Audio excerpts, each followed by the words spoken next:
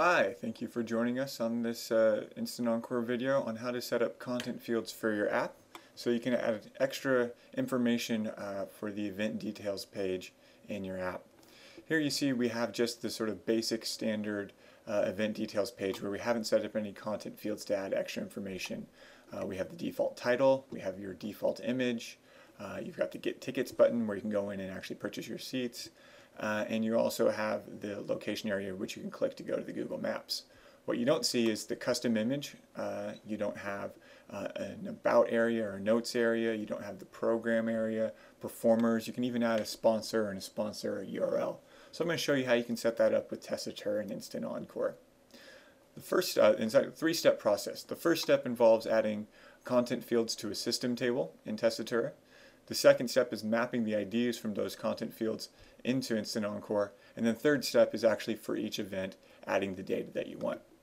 So step number one is go into Tessitura and go to the System Tables area and look for the tr_inv content table. So I'm going to scroll down to that.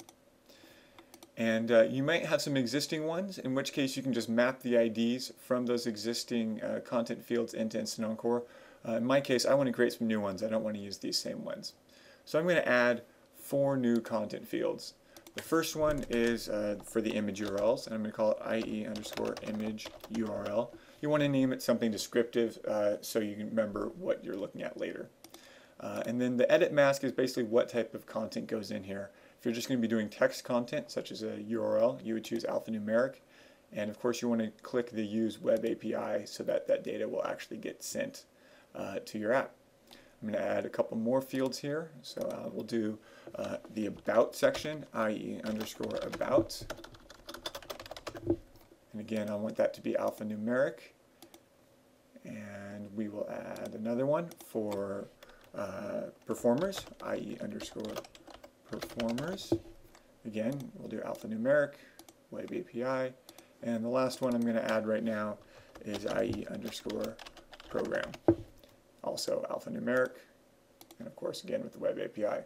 Then you want to just click the Save button, and now that's saved. The second step here is to take these IDs that we've created and map them into Instant Encore so that when Instant Encore gets the data from the Web API, we know what fields should be going where. So we see here that the image URL field has an ID of 3. So if I go into Instant Encore, into my control panel, click Manage Mobile. Over here on the left I want to click Tessitura. Those are the settings I want to change. And on this page, if you scroll down, there's a content types area.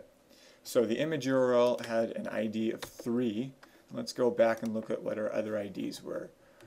The About section is 4, Performers is 5, and the Program is 6. So let's set those up.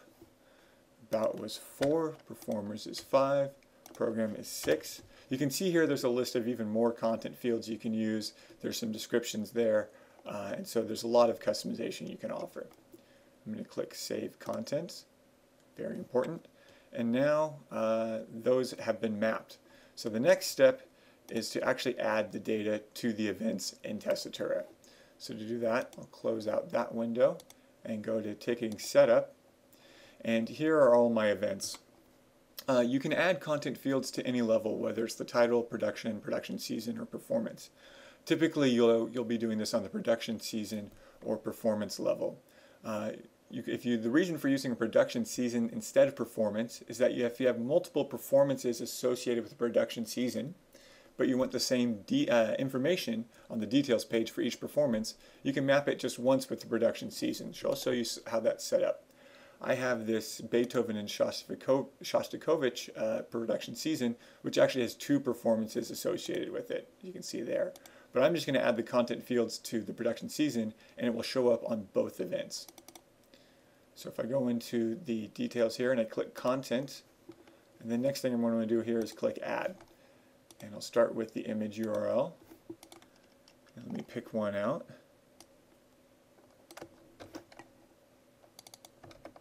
And I'll paste that in and click OK. And next I'm going to add for the About section. Now a few of these fields allow some HTML elements. The About, the performers in the program all allow some basic HTML elements.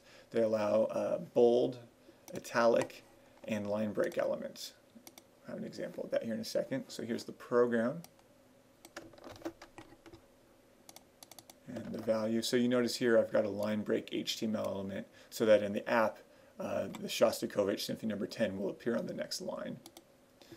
And one last one, performers.